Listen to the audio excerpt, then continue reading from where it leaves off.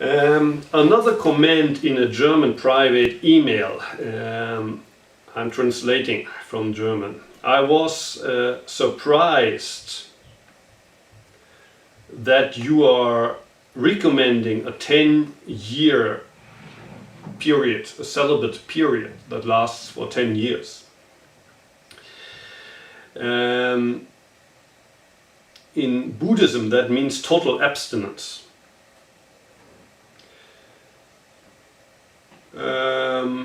Probably it's also a problem with the TV showmasters, show hosts, that they don't dig deeper there and ask for an explanation. Why? Why are you recommending a 10-year celibate period? That's a good question. Like, I married myself, so right now I'm not living celibate.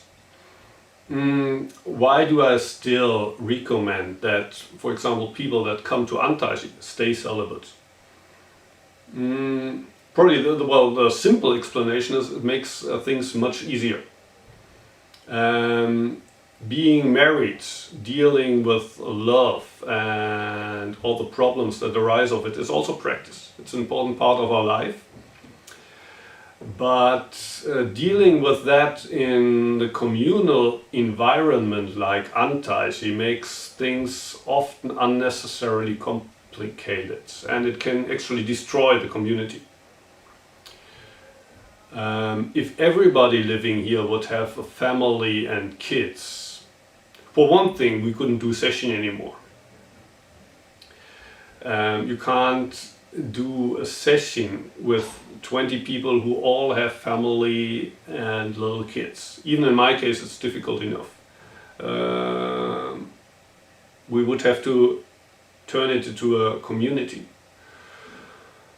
But Antaiji isn't that kind of community. It's a place where you can first, well, for example, go through this kind of inner conflict that I talked about in the previous video on the cushion, where you actually fear for your life. It's not a real fear, but it's on the psychological level. Also, well, if you have a family and kids, not so easy to let go then. But you have to let go at least once, and then several times, over and over.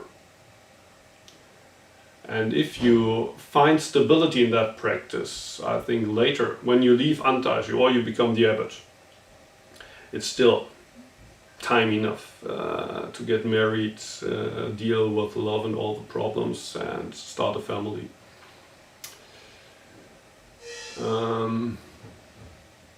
Or if you don't want to make that commitment and stay celibate for 10 years, I mean, it's possible to practice in lay life. I don't think it's easier. Probably it's more difficult. But if you think you're strong enough to practice, to commit to practice without that period of celibacy, try. I mean, you should try. But I doubt that it makes things easier.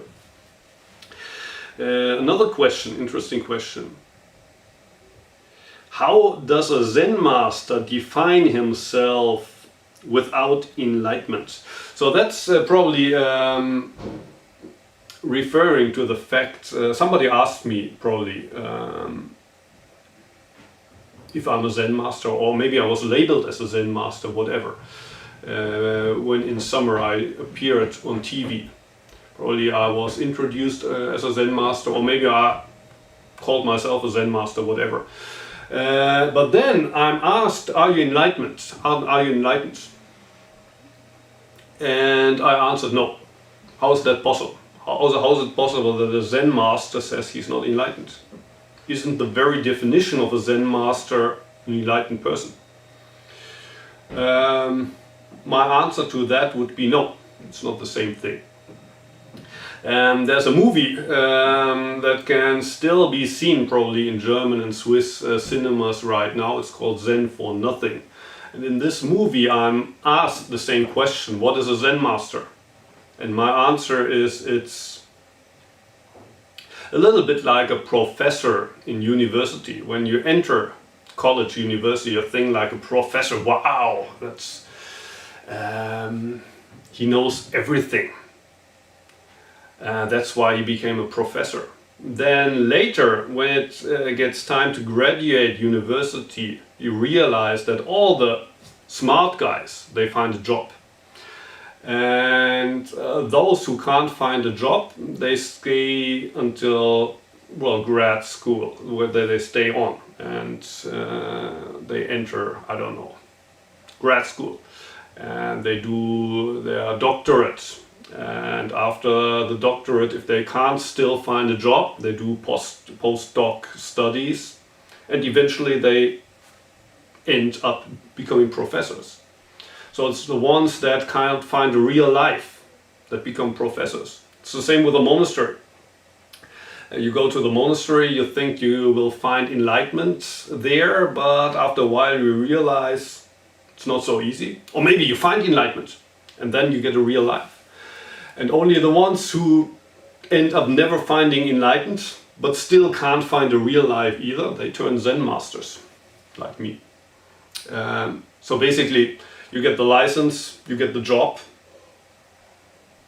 students come, become your disciples, you teach them as good as you can, although you're not enlightened. What is enlightenment? Like when people talk about enlightenment, people might think about guys like the Zenists, to whom's blog I linked in another video. Also, I put the link under this one here. Who must have had some deep mystical experiences, but in my mind they are completely lost somewhere in their enlightenment cloud. So I don't want to be labeled enlightened in that sense, but rather, if Zen practice has taught me anything, then it's to be grounded here in this world. But I also think that enlightenment, the word enlightenment, is used in a wrong sense. Dogen Zenji says is to become aware of your illusion is enlightenment. A Buddha is somebody who's aware of his illusion. Often, enlightenment is used in the complete different sense. Buddha is somebody who's got rid of illusion. Somebody who realizes there's no illusion. I'm enlightened. That's not the case. A truly enlightened person is somebody who has completely forgotten about enlightenment, but who's very aware of the fact that he has illusions, that he's stuck deeply in delusion. So in a different article in his blog, the Zenist is talking about the movie The Matrix, and that's often compared, I think, to Buddhism. Buddhism says that we are stuck deeply in illusion, but usually we're not aware of it. We are slaves of our desires and attachments, but nobody realizes. We are being slaves without being even aware of the fact that we are slaves. There's only very few who, like Neo, take the red pill and they awaken. So that's a very interesting perspective. What I sometimes ask myself is, though, how about if it was the other way around? If what we think is the red pill is actually the blue pill? What about if it's actually guys like Neo who are stuck in delusion? Maybe even deeper in delusion than the rest of us. It's time now to cut and continue to a different video.